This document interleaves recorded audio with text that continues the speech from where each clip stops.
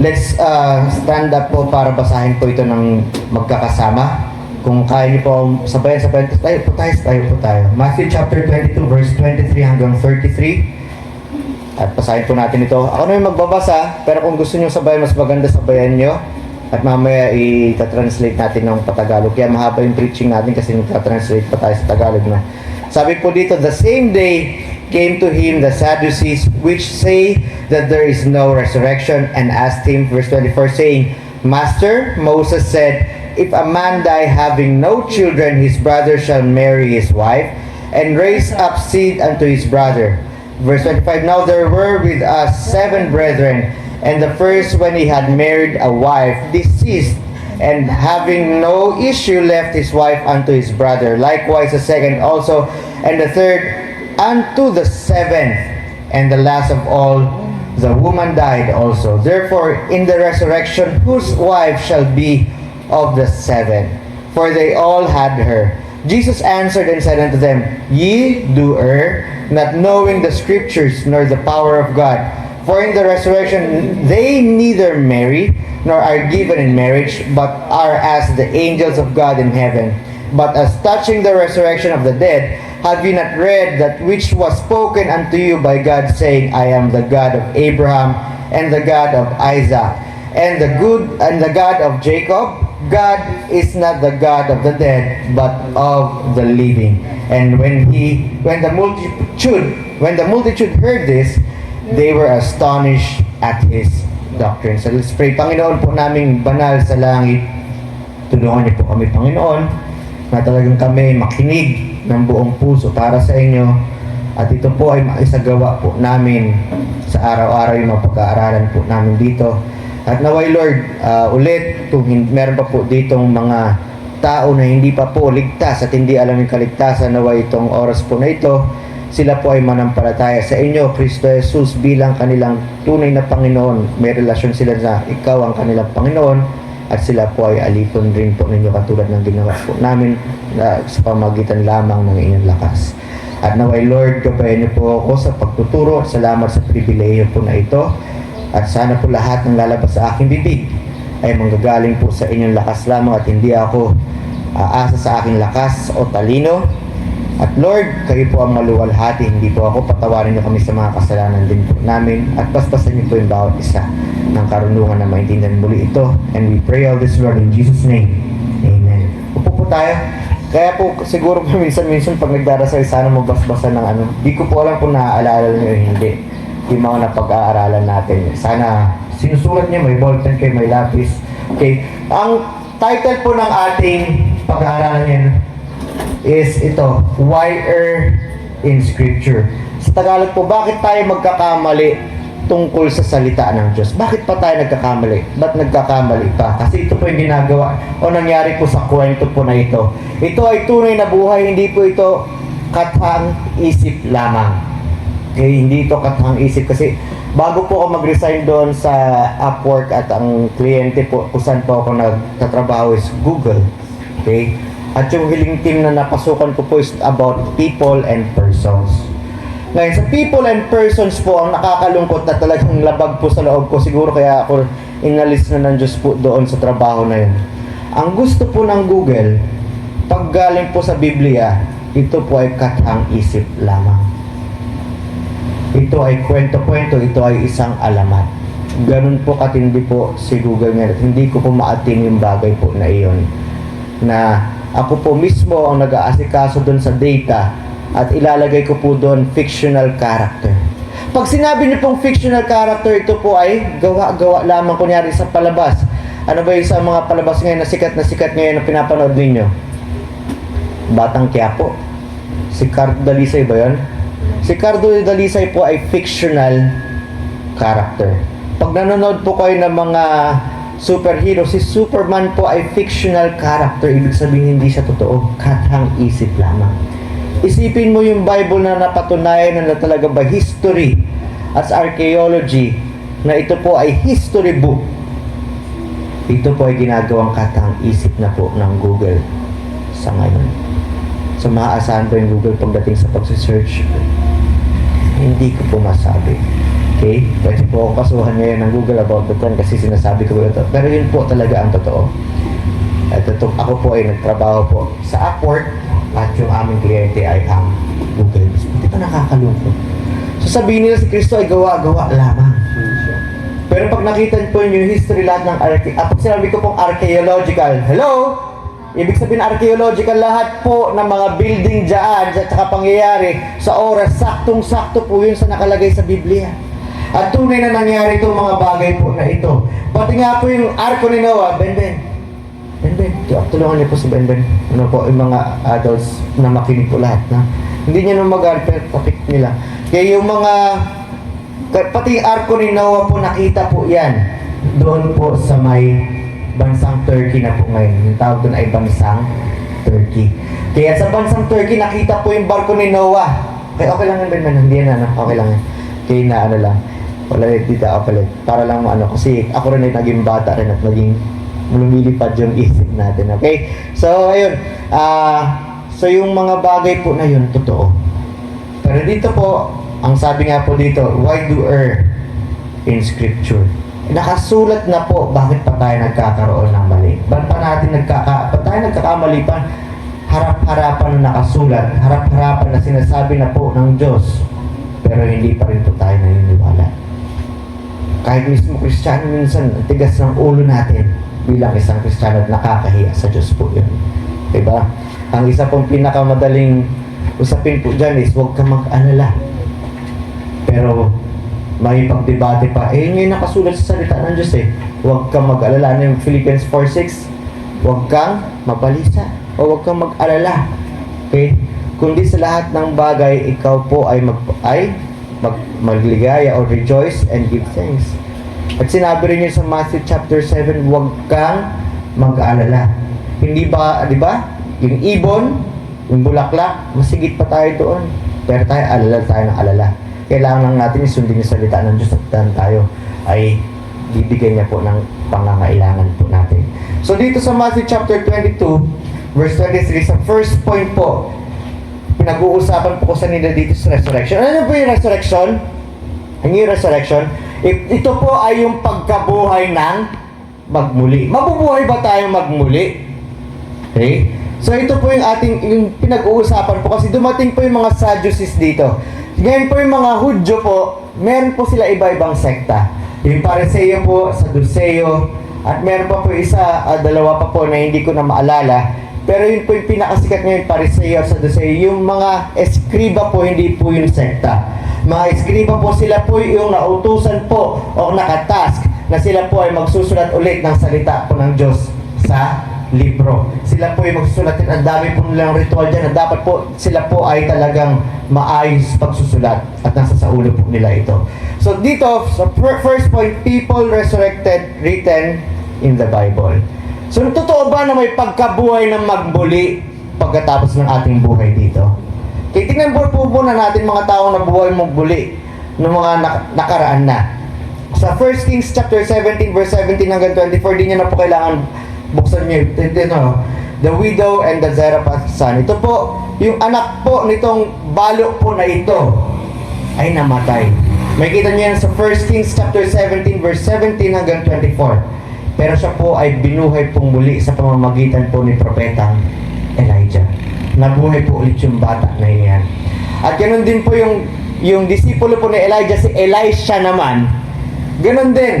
Si Propeta Elisha may binuhay naman na anak ng Shunammite na babae.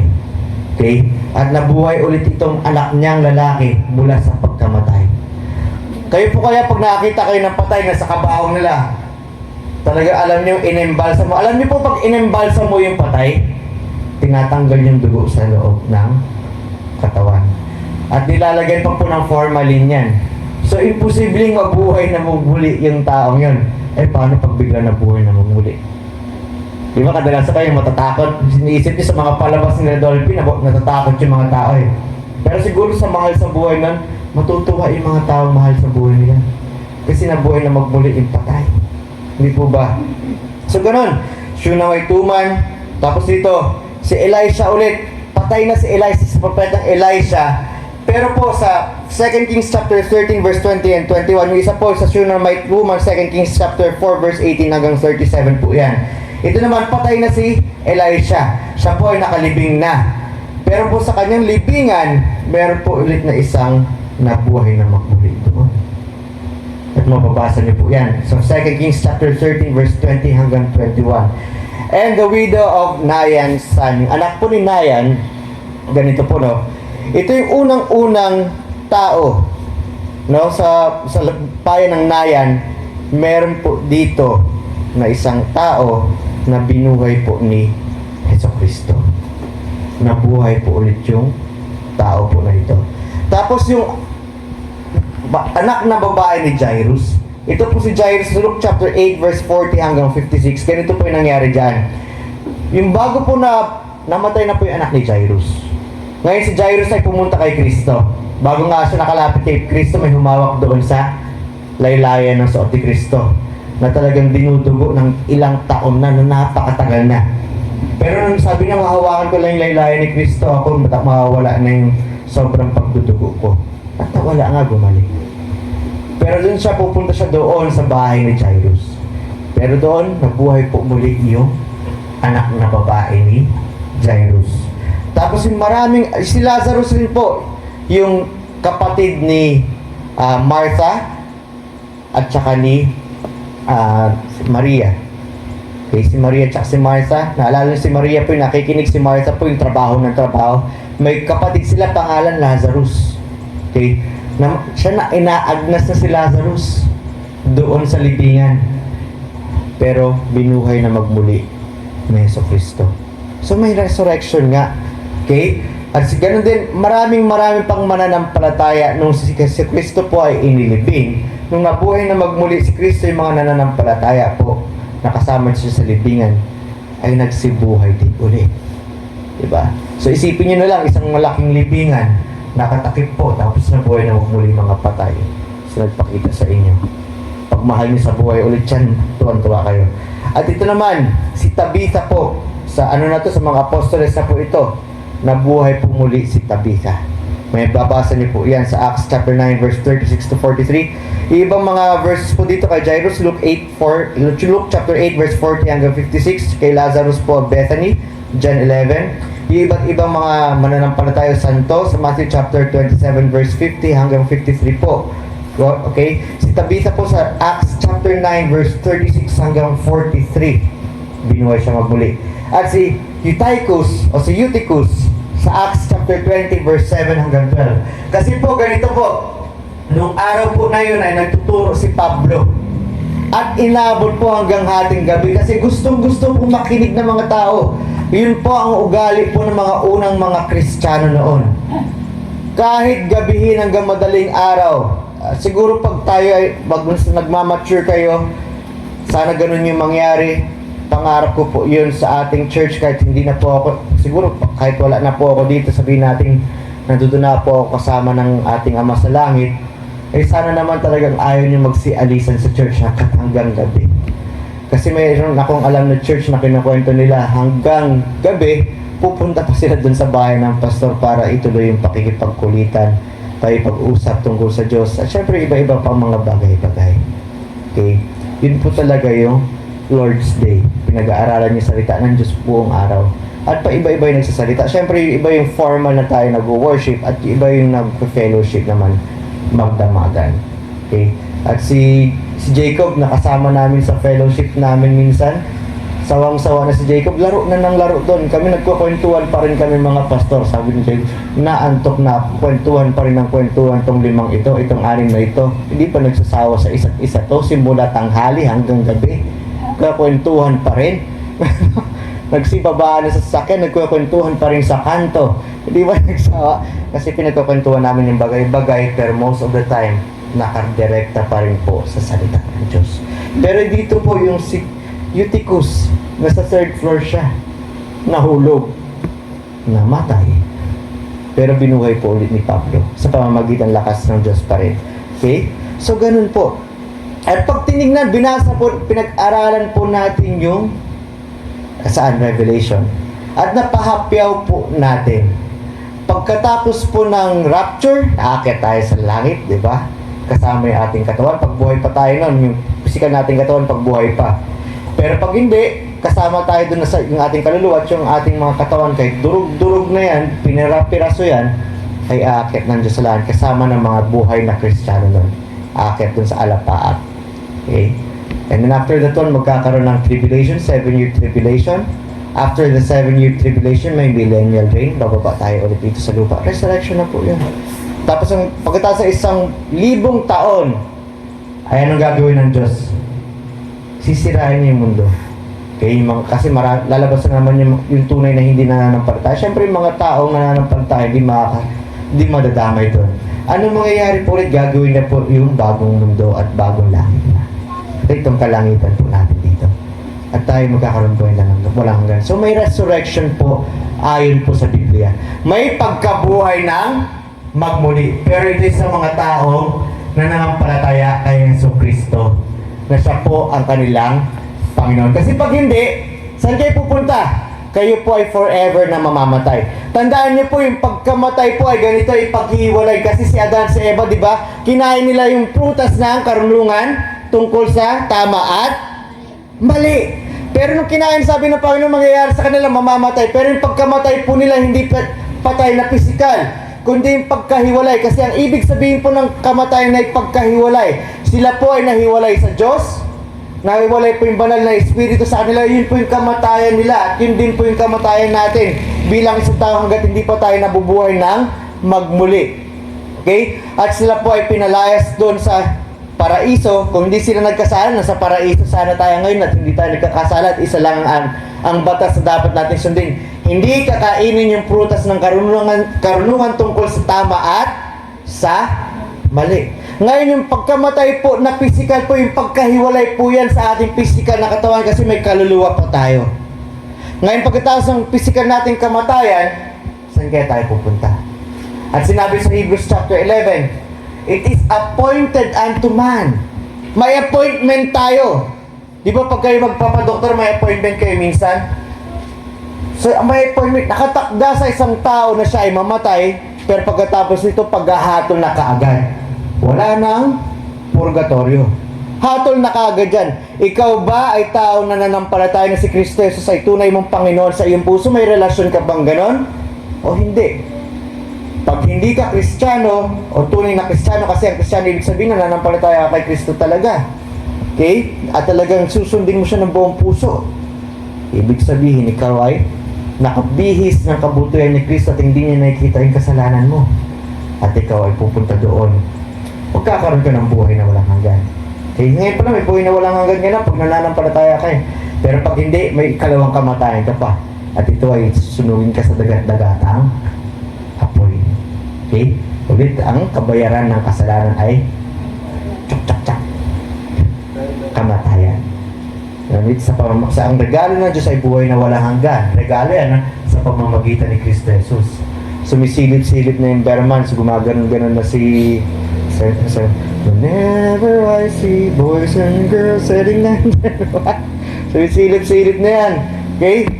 Ang sabi nga po doon, may resurrection. So saan ka kaya? Makakasama ka kaya sa resurrection na ito? Di ba may mga babae pangalan resurrection? Uy, resurrection! Ibig sabihin pagkabuhay na magmuli. So it's important po, napaka-importante. Ikaw ba ay born again? Sabi nga ni Kristo, you must be born again. Kasi patay tayo, spiritual hanggang hindi natin tinatanggap si Kristo na ating Panginoon. Yung relasyon natin na tayo alipin at siya ang ating Panginoon. Ibig sabihin, gusto natin magpakaalipin sa Kanya, nahabol-habol natin talaga siya. Ganun na ba kayo? Pag ganun kayo po ay magkakaroon ng resurrection. Okay? Mabubuhay kayo magmuli. Pagkatapos ng buhay dito, ito na tayo sa langit, sa Kanyang kaharian. So yun po, may resurrection. Point number 2. Okay, sa verse 23 hanggang 28. Ang sabi po sa verse 23 hanggang 28, the same day, sa Matthew chapter 22, verse 23, the same day came to him Sadducees. Dumating mga Sadduceo po na ito. Ito po ay pagkatapos po sinubukan ng mga Pariseo at saka ng pinunong pari si Jesus. Okay? Sabi dito, dumating sila, meron bang resurrection? Meron bang na pagkabuhay na muli? Tinanong nila siya. At sinabi sa verse 24, saying, Master, sabi, binola na naman nila si Jesus. Sabi, Panginoon, si Moises said, sabi ni Moises, if a man died, ang ibig sabihin po ng if a man died, pag yung tao po ay namatay. Sabi ganon, having no children, pag siya po ay namatay, yung lalaki namatay, ibig sabihin may asawa siya at wala siyang mga anak. Sabi dito, yung kanyang kapatid, his brother shall marry his wife. Kasi yun po yung kautusan ng Diyos doon po sa mga Israelita. Pag walang anak yung lalaki at babae, at namatay yung lalaki, yung susunod na kapatid na walang asawa, papangasawahan niya yung asawa ng kanyang kuya. Okay? At sabi ganun, paano pag sabi ganun, and raise up his seed unto his brother. So pinakasalan ng sumunod na anak na lalaki o kapatid niyang lalaki. Now, sabi ganun, there were 7 brethren. O sa Tagalog, ngayon meron siyang 7, ano na yun? Kapatid. May 7 kapatid itong namatay. At yung una sabi nila, the first, when he married a wife, yung unang kapatid, yung pangalan ni lalaki, siya po ay namatay. So, wala silang anak. Sabi gano'n, having no issue, ibig sabihin dito, wala siyang anak. Left his wife unto his brother. So yung sumunod na kapatid na walang asawa, pinakasalan yung asawa ng kuya niya para magkaanak. Ganon man din, namatay yung pangalawa. Sabi gano'n, likewise the second also and the third unto the seventh, hanggang sa ikapitong kapatid, namatay yung mga kapatid na lalaki. So sabi gano'n, and the last of all woman died also. Sa huli, namatay din yung sino namatay? Last of all the woman died also. Sino namatay na huli? Yung babae namatay din. So lahat ng kapatid na lalaki ng panganay ay napangasawa ng babae. Okay? So ibig sabihin talagang matanda, medyo may edad na yung babae, napangasawa niya pa yung mas batang lalaki. So age doesn't matter talaga noon. Okay? So sabi doon, for they all had her. Sabi at sila po ay napangasawa niyan. Ngayon, sa verse 29, sabi dito, therefore, sa 28 pala, gayon pa man, and therefore po, gayon pa man, in the resurrection, whose wife should be of the 7? Ngayon po sa pagkabuhay na magmuli, sino po yung asawa ng babae? 7 sila. Sa ugali po at sa ganito po sa mga Hudyo, yung lalaki pwede magkaroon ng maraming asawa na babae. Pero yung babae ay isa lamang yung asawang lalaki. Okay? Ba't tayo ngayon hindi na ganon? Kasi depende sa gobyerno yun. Okay? At nakasanayan natin bilang isang Kristiyano, kasi ang talagang dapat iisa lamang yung asawa, yung pastor at diakono. Pero nakasanayan na natin na iisa lamang yung asawa. At dati pinapayagan po ng Diyos na gano'n na maraming asawa yung lalaki para dumami po sana yung mabubuting tagasunod ni Kristo. Kasi ine-expect sana ng Panginoon sa mga Israelita na humayo kayo dumami. Hindi po ibig sabihin magparami yung mga tubo, kundi dumami po sana yung mananampalataya. Okay? At sana yung mga Israelita po, sana noon, pag sila po, yung mga magulang, ay mananampalataya talaga sa Diyos. At magiging mananampalataya din sana po yung mga anak po nila. Okay? Ganun po yun. Tayo maingay, okay? So, ganun po. So, tinatanong nila, sino po ba yung asawa nito na lalaki? Lahat ng kapatid niya, napangasawahan na lahat. Okay? So, bago po natin sagutin yan, yung point number 1 po is, ang sabi dito, people resurrected written in the Bible. At nakasulat din po doon, meron tayong resurrection.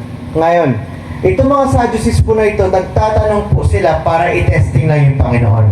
Sinusubukan po nila na ibitagin ulit sa Jesucristo para siya po ay pwedeng kasuhan. Okay? O sinusubukan lang nila yung talino na Jesus. At pag sinitingnan nyo rin po, sa Acts chapter 23 verse 8 po, Acts chapter 23 verse 8, hindi po talaga naniniwala yung mga Sadducees na merong pagkabuhay na magmuli. Pero po yung mga Pariseo, sila naman po ay naniniwala sa pagkabuhay na magmuli. At pagkatapos ng buhay po natin dito sa mundo, meron pa po tayong pupuntahan. Ang sabi nga po dito, ang problema po ng mga Sadducees, dito why err in Scripture? Sila po ay nagkakamali po sa sulat po ng Diyos. Nakasulat na po pero ayaw pa rin po ng mga Sadducees. Okay? Kaya minsan yung biro nga po ni John MacArthur, sad. Sila po ay sad. You see. Bakit kasi sila po ay hindi naniniwala na may pagkabuhay ng magmuli. Alam nila yung buhay lang dito ay pagkatapos ng buhay sa mundo, wala na. Pagkatapos ng buhay sa mundo, wala na. Yun po ang iniisip nila. At wala na pong pagkabuhay ng magmuli. Pero nga, ang tigas ng ulo po nila nakasulat na katulad po natin. Ilan sa nananampalataya, sa atin talaga tunay na nananampalataya na si Kristo ay Panginoon? O naniniwala pa rin tayo sa mga tradisyon na kinalakihan natin?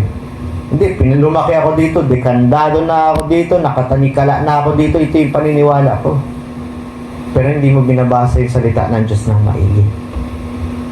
O nabasa mo na yung salita ng Diyos at nabasa mo na rin sa Titus, nabasa mo na rin Ephesians chapter 2, verse 8 and 9. Diba? For by grace, sa grasya lamang ng Panginoon, kayo ay naligtas. Kausap niyo yung mga taga-Ephesians po dito na mga Kristiyano, mga taga-sunod ni Kristo. No? Sabi kayo ay naligtas. Saan naliligtas? Diba? Hello? Saan naliligtas ha? Kasalanan. Kasi pag hindi pupunta doon sa dagat-dagatang apoy, pagkatapos ng buhay natin dito. Sabi kayo, dahil lamang sa biyaya o sa grasya ng Diyos kayo ay naligtas dahil sa inyong pananampalataya. Dahil sila ay nanampalataya na, tumatas tuloy, na si Kristo Jesus ay kanilang Panginoon at sila po ay alipin talaga ni Kristo. Yung turing nila sa kanilang sarili. And not of yourselves. Hindi sa pamamagitan ng kanilang sarili. Sabi, this is the gift of God. Regalo po ng Diyos. Itong kaligtasan, itong pananampalataya po na ito. Sabi, and not of your works. Hindi sa inyong pamamagitan ng paggawa. Hindi dahil po kayo ay nagpakabait. Hindi kayo sumali sa isang relihiyon o isang sekta o kayo po ay nagbigay ng maraming pera o nagpakabait dito sa mundo, nagpakita kayo ng mabuting gawa, ay pupunta kayo ng langit. Magpahampas man kayo magpahampas po dyan, magpapako kayo na magpapako po dyan, pupunta pa rin kayo na impyerno hanggat hindi po kayo nananampalataya na si Kristo po ang inyong Panginoon at itinuturing niyo po talaga kayo ay alipin ng ating Panginoon. Pupunta lang kayo ng impyerno. Sayang ang effort ninyo. Okay? Yun po ang mangyayari sa inyo. Gusto niyo ba pumunta ng impyerno? Sana manampalataya kay Kristo Jesus. At ang dami pong nakasulat na dyan sa Bible na tanggapin si Kristo bilang Panginoon. Katulad nito, Romans 10, chapter 9 and 10, verse 13. Ang dami pa. John 3:16. Sino nakakasaw ng John 3:16? Sabihin natin, for God so loved the world that He gave His only begotten Son, but whosoever believeth in Him should not perish, but have everlasting life. Sino nananampalataya kay Kristo Jesus dito? Iba kaya minsan nangungulit talaga ako kanina umaga na sana magdamit kayo kasi ito yung oras na gusto natin bigyan ng pagpupugay si Kristo. Gusto natin siyang pasayahin. Gusto natin mag-worship sa kanya sa kanta ng buong puso kaya hindi tayo nagkumakanta ng talagang na sobrang taas no? Hindi tayo nag-worship na ayon sa kanyang kalooban at ginagaya po natin yung mga naunang Kristiyano. Hindi tayo nagpapapansin sa kanta kundi tayo kumakanta ng buong puso para pasayahin ng Diyos. Hindi pa pasikatin yung ating sarili. At hindi emosyon po natin yung dapat na pagandahin o pasayahin, kundi yung ating Panginoon yung pinapasaya po natin. Pero ang titigas ng ulo para tayo mga Saduseo. Sad tayo kapag tayo po ay ayaw maniwala sa salita ng Diyos. Di po ba? Sabi nga dito sa Proverbs chapter 3 verse 5 and 7, lagi po natin doon natatalakay. Trust in the Lord with all thine heart. O sa Tagalog, maniwala kanino? Sa Diyos? Sa Panginoon ng buong puso. Maniniwala ba kayo sa Diyos talaga mismo? Sana nga. Diba? Sana po. Okay, at amen pag ganun. And lean not unto thine own understanding. Ang lean not ay ibig sabihin, huwag kayong sumandal. Huwag kayong umasa sa inyong sariling talino. Yung ibang tao, sobrang talino kung ano-ano na yung sinasabi nila. Diba? Yung tao galing sa unggoy, kayo unggoy. Ako, ginawa ako ng Diyos, galing ako sa imahe ng Diyos, dahil ang aking ninuno ay si Adan at si Eva. At ako ay hinulman ng Diyos mula sa putik ayon sa kanyang kaanyuan at hiningahan. Kaya kami ay espesyal. Kayo mga unggoy kayo na sinabi lang ng Diyos magkaroon ng ganito. Oo, importante sila dahil gawa sila ng Diyos Pero unggoy. Nag-evolve daw sila sa unggoy, yung ibang mga scientists Tapos may Big Bang daw. Saan naman galing yung Big Bang? Bang. So bigla na lang daw may persa doon sa langit na may bigla sumabog at nagkaroon ng buhay. Galing daw tayo sa isang pirasong cell, no, naging botete. Kung ano, nag-evolve. Kaya sila yun. Pero tayo naniniwala tayo sa salita ng Diyos. So, yun yung ginagawa ng mga matatalino kung ano na iniisip nila para sabihin nila hindi totoo yung salita ng ating Panginoon. At pag binabasa nyo nga yung Bible, at pag pinagkumpara nyo po yung gaano katanda na po yung mundo, magkaiba po yung edad ng mundo sa nakasulat doon sa Biblia. Kasi ipipilit ng tao yan, sinusubukan ng tao na sila ay mas matalino kaysa sa Diyos. Sabi dito, huwag maniwala sa sarili, huwag umasa sa sariling kaalaman. Okay? Mahirap sa akin ito na umpisa. Kaya nga hindi ako naliligtas dati. Sabi ko nga sa inyo, yung pamilya namin po, may kamag-anak kaming, ang tawag sana, arsobispo pa Diba? May pinsan ako na pare. May tsahin ako, kapatid talaga ni nanay ko, madre. Pero puro tradisyon. Pero pag tingnan ko yung tradisyon laban sa Biblia, una, ayaw ko maniwala. Pero ito na yung salita ng Diyos. So, naniwala po ako sa salita ng Diyos. Okay? Sumali lang po ako sa Baptist Church kasi biblical po yung church na pinuntahan ko. Okay? Kung hindi po Baptist Church, baka naghahanap po ako ng biblical church po noon. Yung talagang ayon yung turo sa salita ng Diyos at yung mga gawa ay ayon sa salita ng Diyos. Okay? I'm proud na Baptist ako because yung B is biblical authority. Pero hindi ko sinasabi sa Baptist na yung kaligtasan. Kundi ang kaligtasan lamang ay sa pamamagitan ni Kristo Jesus sa pananampalataya sa Kanya. Amen? Okay? So kasi ang daming church dyan na biblical church, hindi naman sila Baptist. Okay? Maraming galing na naman na Baptist sa akin ito. Pero yun po yung nakasulat sa Biblia. Never sa Biblia sinabi na ikaw muna ay maging Baptist. Baptist sa pangalan lang. Pero yung pananampalataya mo, wala pa naman pala talaga kay Kristo. Okay? If I say I'm Baptist, I mean I am a follower of Christ. I am a Christian. Kasi pang-asar lang naman yung salitang Baptist sa mga sinaunang Kristiyano Okay? So sabi dito, lean not unto thine own understanding in all thy ways, sa lahat ng iyong ginagawa, ay bigyan mo ng pagpupugay yung Panginoon. Tandaan niya na, and He shall direct thy paths. Pag kayo po yung ginagawa niyo, sabi niya, siya po ang maggagabay sa inyong mga gawain. So, siya po, bibigyan po tayo ng kapangyarihan, ng karunungan na tayo po ay gumawa ng tama sa ating paglakbay dito sa mundo. And be not wise in thine own eyes. Huwag kang maging matalino sa sarili mong mata. Di ba? Maraming tao talaga, tingin nila sobrang galing nila Even the very elect nga, naloloko na kanilang sarili. Okay? Huwag natin sabihin na tayo po ay tama lagi. Ang tama po lagi ay salita ng Diyos. Hindi po tama lagi si pastor. Kasi dapat nakabase lang rin po ako sa Biblia. So, ang ating chinecheck po, tama po ito sa kagustuhan ng Diyos at pinasulat ng Diyos dito sa kanyang kasulatan. Okay? Sabi dito, be not wise in thine own eyes, fear the Lord, magkatakot kayo sa Panginoon at umalis kayo sa mali. Pero ang ginagawa ng Sadducees, hindi, walang pagkabuhay ng muli. Ang tigas ng ulo nila, di ba? Parang tayo din. Ilang beses ko na kayo pinagsasabihan is according to the Word of God. Siguro pagkatapos na naman dito, mapapansin, oy. Di ba, gumagano ako minsan, pinapaalala lang kayo. Hindi ko sinasabing perfecto ako kasi kailangan ko rin ng gabay ng kapatiran katulad po ninyo. Hindi po ako ibig sabihin, pastor, hindi na ako pwedeng sabihan ng pagkakapatiran.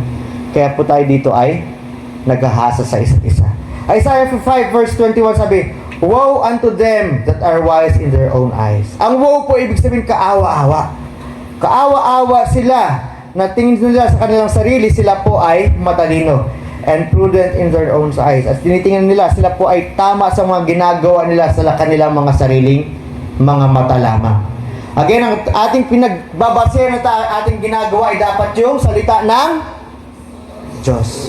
Diba? 2 Timothy 3:16, yung salita ng Diyos is inspired by the Spirit, and it is profitable for doctrine and reproof. Okay? Correction and instruction unto righteousness. Okay? Sinabi rin sa Romans chapter 12 verse 16 sa second part. Sa first part po, be of the same mind unto one another, mind not the high things. Sabi, kayo po ay magkaroon ng ng pareha sa isip sa bawat isa. Ibig sabihin yung pag-iisip tungkol sa Diyos. Kapag binasa niyo ito in context, mind not high things. Huwag niyo isipin yung bagay na sobra. Kailangan ba kayo magmataas sa kung ano-ano man. Isipin niyo kung ano yung gusto ng Diyos. Magkaparehas tayo dapat ng pag-iisip tungkol sa Diyos muna ang dapat nating pag-isipan. Kasi pag tungkol sa Diyos ang ating pag-iisipan, syempre dapat magtrabaho tayo kasi sinabi ng Panginoon, bawal maging tamad. Pero sa ating pagtatrabaho, inaalay po natin ito para sa Panginoon. Una sa lahat din sa mga kamag-anak po natin, sa pamilya po natin. Amen? Okay? So, ganun po yun. At sabi po rin po dito sa second part, but condescend to men. Sabi na, hindi maganda o huwag kayong mag-approve sa mga tao sa mababang estado. Be not wise in your own conceits. Sabi, wag niyong payagan. Tingnan niyo na pangit po yung mga tao at sa mababang estado yung mga taong tingin nila sa kanilang sarili sila ay mataas. Di dapat approve yun. Kaya ito po tayo, ito sa mga bagay na sinasabi sa atin ng Panginoon, huwag tayo maging mayabang. Pakinggan natin yung salita ng Diyos. Sa bawat mali po natin, pag tinignan natin sa salita ng Diyos, madalas mapapakinggan natin yung ating sarili. Kasi dadahilan pa tayo. Pero habang pinapractice po natin ang pinapractice at pinapalago po yung pananampalataya na perfecto na po sa atin para magawa po na ating makasalanang katawan yung ayon sa ating pananampalataya. Mapapansin niyo po habang tumatagal, sorry Lord, nagmamakaawa kayo ulit. Sorry Lord, ayoko nang gawin to. Gagawin ko na yung tama para sa'yo. Yung una, magdadahilan ka pa eh. Pero habang lumalalim pananampalataya mo, tatanggal mo yun. So, dapat ngayon, tinatanggal mo na yung dahilan pag nakita mo sa salita ng Diyos. So, sabi nga po dito, first point, ano sabi yung first point? Yung tungkol sa resurrection. People who were resurrected. Yung second point po, ito yung nakakalungkot, pride of wisdom. Ma-pride po ba kayo? Nagtingin nyo kayo ay matalino? Sana hindi.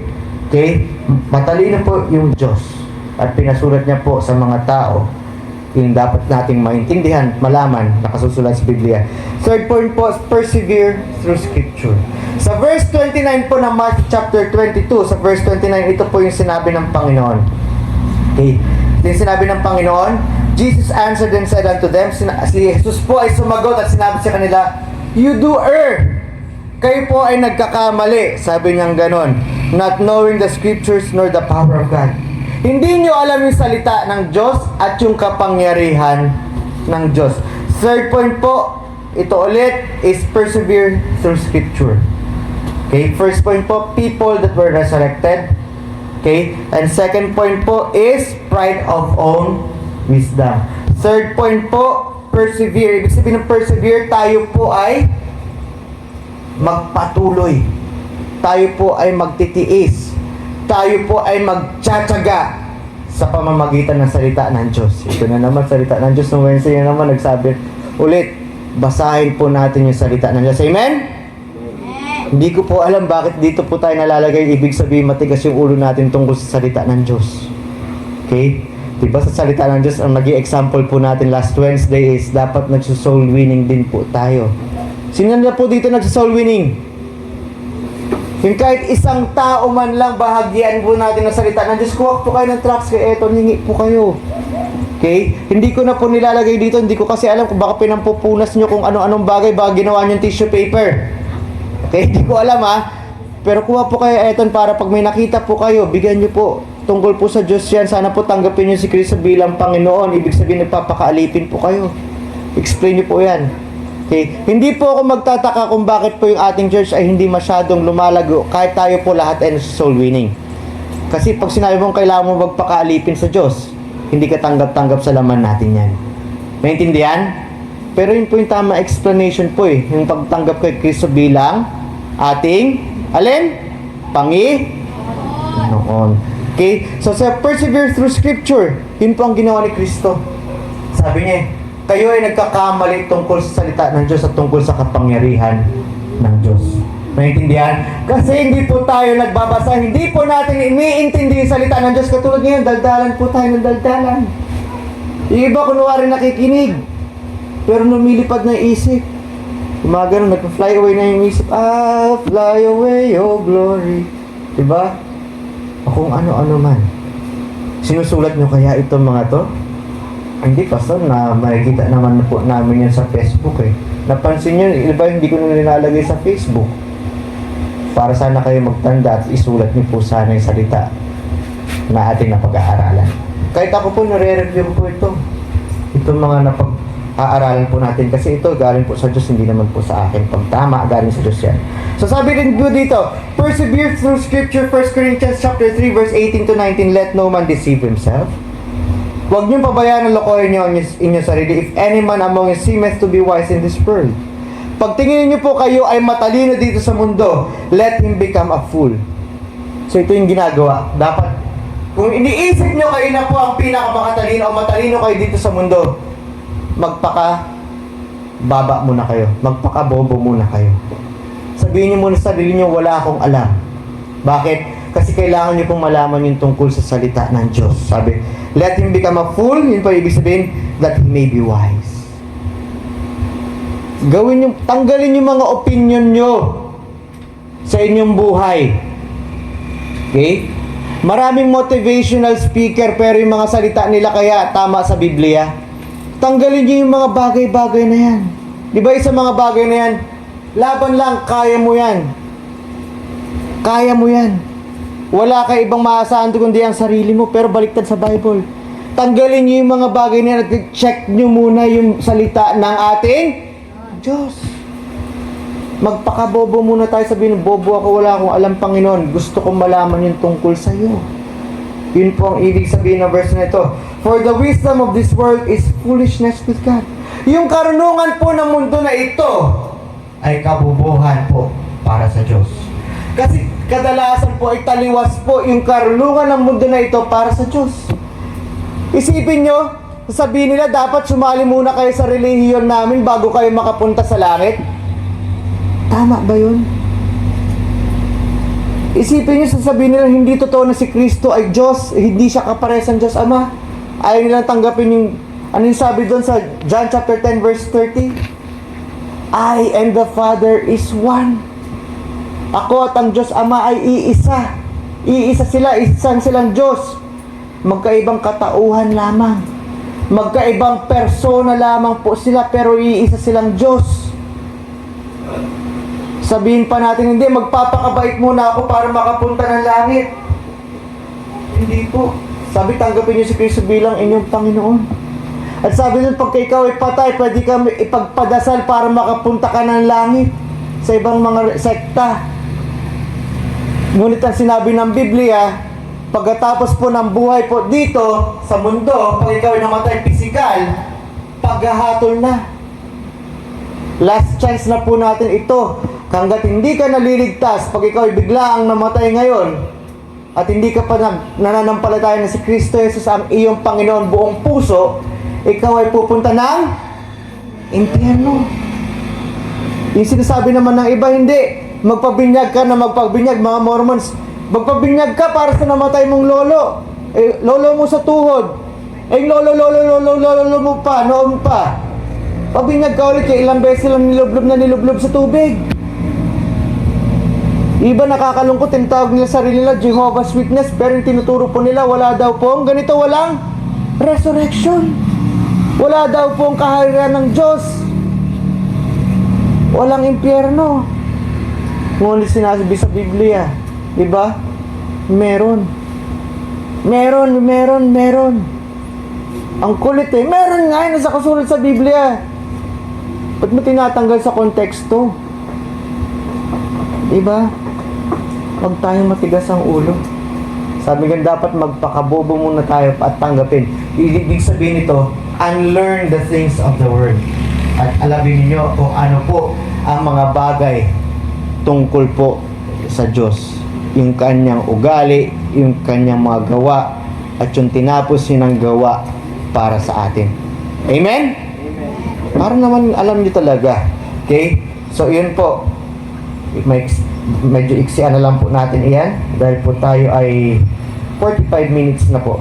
At sinabi rin po dito sa point number 4. Point number 1, people in the Bible that were resurrected. At ito po yung point number 2 po natin, pride of own wisdom. Point number 3 po, katulad sinabi ni Cristo, persevere through the scripture. Okay? Tingnan niyo po kung tama po ang inyong ginagawa. Amen? Ayon sa salita ng Diyos. Amen? And last point po, sana po mga 15 minutes, proclamation that God is God of the living. Ang Diyos po natin, na proclamation po, ibig sabihin po ito yung talagang sinasabi niya na ang Diyos ay ang Diyos ng nabubuhay.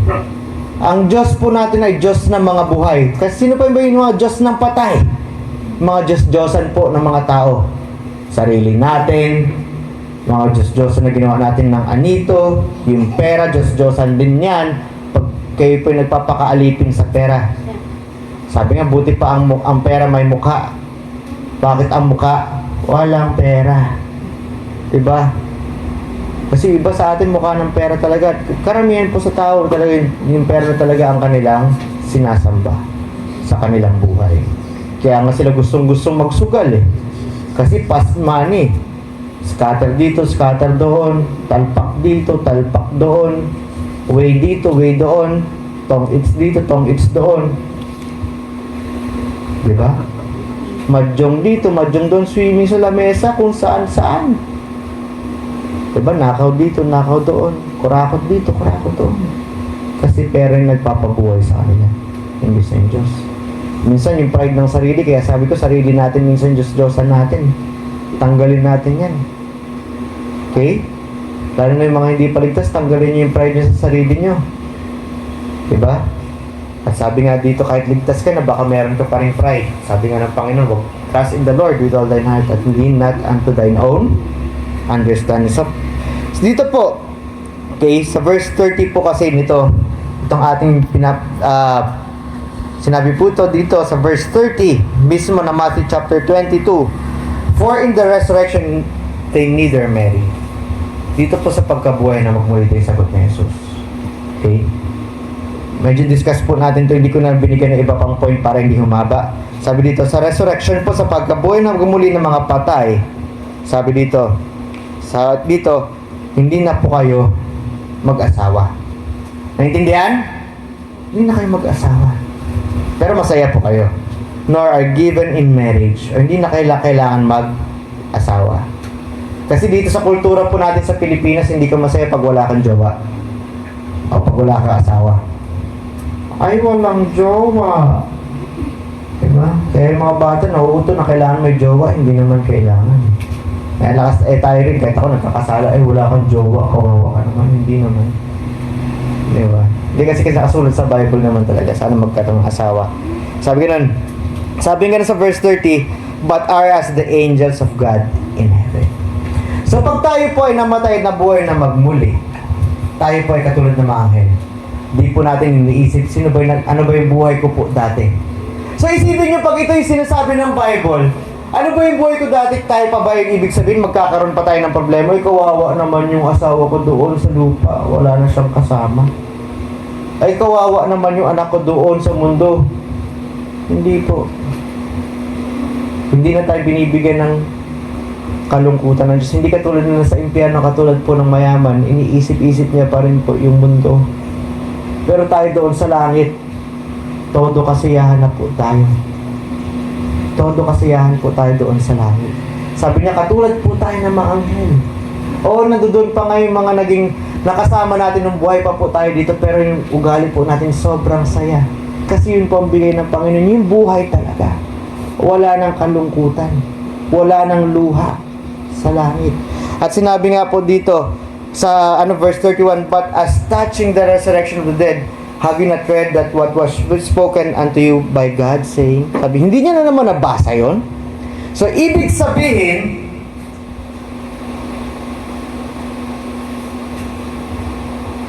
okay, alam ko mahirap dahil bata pa po kayo, pero sabi nga ng Diyos kung pumasa sa sariling lakas, okay? So, hindi naman ako galit sa inyo, pero kailangan nyo lang matuto. Training yan. Sabi, I am the God of Abraham. Ako ang Diyos ni Abraham. Ano ngayon? And God of Isaac. Ano ngayon pag siya yung Diyos ni Isaac? And the God of Jacob. Siya ang Diyos ni Jacob. God is not the God of the dead. Sinasabi niya po dito, siya po ang Diyos ng buhay. Amen? But of the living. Sabi nga nun, and when the multitude heard this, they were astonished at his doctrine. Kung narinig ito ng karamihan, sila po ay nagulat sa kanyang doktrina. Kasi nakasulat po ito eh. Isipin niyo yung pinangkontra ni Jesus sa mga nagmamatalino, nagmamagaling. Yung pala desisyon sa buhay ng ibang tao ay yung salita rin ng Diyos. Amen?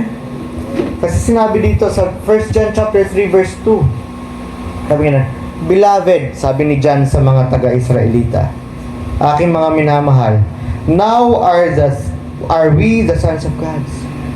Sabi, ngayon tayo mga anak ng Diyos. Kasi sinabi si John 1:12, diba? Sa dami-dami ng nanampalataya sa Kanya, binigyan sila ng karapatan maging anak ng Diyos. Anak na ba kayo ng Diyos? Amen. Pag anak na kayo ng Diyos, makikinig na tayo, ha? Pipilitin natin makinig. Okay? Sabi ganyan, tayo ay mga anak ng Diyos, sabi ni Juan dito. And that does not yet appear. So, kahit hindi natin napapansin ito, physical na tayo anak ng Diyos, alam natin spiritual tayo anak ng Diyos. Sabi dito, what we shall be. Hindi natin rin alam kung ano yung magiging itsura natin. Sabi niya ganoon, but we know that, ngunit alam natin, when He shall appear, pag makikita natin ng Panginoon natin, we shall be like Him. Tayo magiging katulad niya.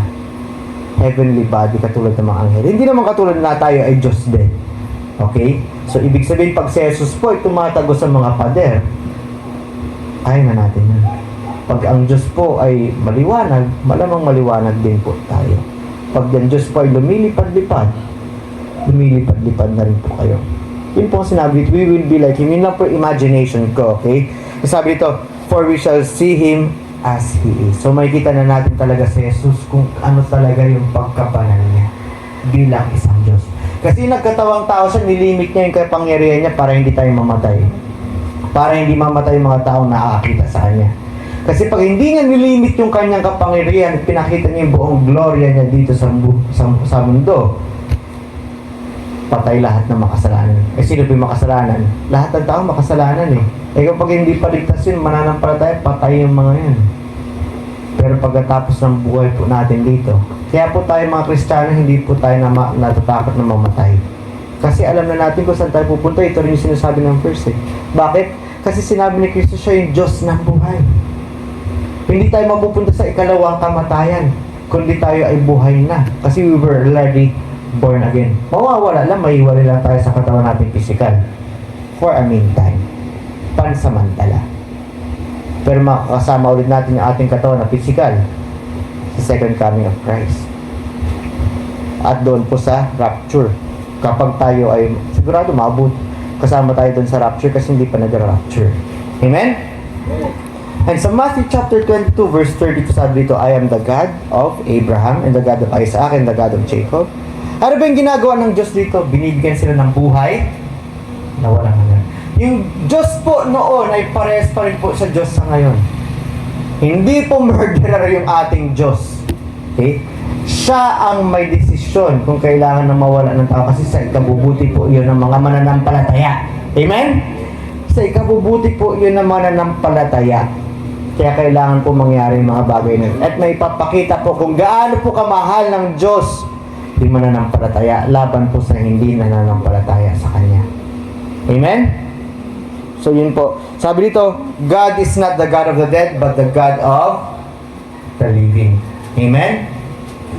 So sana, hindi kayo nakikipag, dyan sa tawas-tawas na yan. Kasi yung Diyos natin mas makapangyarihan dyan. Okay? At sa Exodus chapter 3 verse 16, sabi dito, moreover, sabi gayon pa man, He said, I am the God of thy father. Ako ang Diyos ng inyong ama. The God of Abraham, Diyos ni Abraham. The God of Isaac, Diyos ni Isaac. And the God of Jacob, ang Diyos ni Jacob. And the God of Moses hid his face. Tinago niya ang kanyang mukha, for he was afraid to look upon God. Kasi yung Diyos po natin ay Diyos ng mga buhay.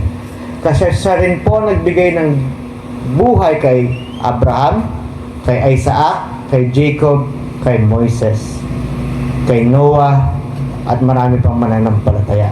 Sa lahat po ng mananampalataya, siya po ang naging dahilan ng kanyang buhay. Paano? Sa pananampalataya na yung tagapagligtas ay yung Panginoon. Sino yung tagapagligtas? Sino ang pangalan niya? Jesus, Jesus Christ. Okay? Acts chapter 7 verse 23, sabi nga dito, I am the God of thy fathers, etc. Sinabi niya ulit ito. Ulit-ulit. Hebrews 11 verse 16, but now they desire a better country that is unheavenly. Ngayon, tayo po bilang Kristiyano, inaasam-asam natin mas magandang lugar. Sabi dito, that is unheavenly. Hindi po yung lugar dito, kundi yung makalangit na lugar. Alam niyo po yung tinuro na Jesus dun po sa Lord, paano tayo magdasal? Diba? Ang ba namin, sumasalangit ka, sambahin ng ngalan mo, mapasa amin ang kaharin mo. Tulad sa langit, diba? Sana, pinagdarasan natin sana yung thy kingdom come, sana dumating po dito yung kaharian ng langit. Yun po yung naasam-asam natin kasi yun yung mangyayari po eh. Yun yung new earth eh. Yung heaven and earth. Ilalagay, i-expand na rin po yung kalingitan dito sa mundo. Yun po ang inaasam-asam ng bawat isang Kristiyano. Inaasam-asam po natin yung rapture. Yung rapture po hindi katakutan sa isang Kristiyano, kundi kaginhawaan. At ito po ay kasiyahan po sa atin. Okay, huwag kayo maniwala dun sa kay, sino ba yun? Si Ed Ballpen. Okay, huwag kayo maniwala kay Ed Lapis. Okay, hindi po tama yung sinuturo niya. Huwag rin po kayo maniwala dun sa gumawa ng Big Brew. Sabi niya pastor siya, pero sinasabi niya si Yahweh daw ay murderer. Ano niya, meron siya isang pangalan, Lemonyo. Ang kulit din eh, no? Sabihin niya siya po ay tagaturo ng Diyos. Hindi po totoo yun. Ito po yung nakasulat sa Biblia. In my Father's house are many mansions. Gusto niyo ba magkaroon ng mansion? Doon sa langit, yung sinabi ni Jesus, sa bahay ng aking ama ay maraming mansyon. If it were not so, kung hindi man ganon, hindi ko sasabihin sa inyo to. Sabi niya sa kanyang mga apostoles at disipulo, I go to prepare a place for you. Sabi niya, ako ay pupunta doon para maggawa ng lugar para sa inyo. So, ibig sabihin siya pa yung gagawa ng mansion para sa atin doon sa kaharian ng Diyos. Sabi, I will come again, babalik ako, and receive you unto myself. Tatanggapin ko kayo sa akin. Sabi, that where I am, kung saan man ako, there you may be also. Kung saan ako, doon na rin kayo, wala na kayong kalungkutan. Sabi, and whither I go, you know. Kung saan ako pupunta, alam niyo na. And the way, you know, alam niyo na rin yung daan. Kasi yung Diyos po natin, pinanoclaim niya, I am the God of the living. Ngayon po, pag hindi pa rin kayo nananampalataya kay Hesus Kristo na siya po ay Diyos, at siya po ay Diyos ng mga buhay, ibig sabihin, pupunta kayo dun sa impyerno. Ulit, hindi ko sinasabi na sumali kayo dito, kundi tanggapin niyo si Kristo Jesus bilang inyong pag Panginoon niyo si Kristo Jesus, ano kayo? Alipin. Amen? Alipin kayo ni Kristo. Alipin din ako ni Hesus Kristo, pero yun po ay gusto kong mangyari. Ginusto ko po yun at tinanggap po ako ng Diyos. Amen? So sana po, pag meron pa kayong pagkukulang, nagdadahilan pa tayo, ako po may pagkukulang. Sino po dito may pagkukulang pa rin sa Diyos? at tinatanggalan niya yung salita ng Diyos, tayo po tayo. Yung mga nagsasabi, may pagkukulang ako eh. Ako, sabi ko may pagkukulang ako sa Diyos. So let's all pray.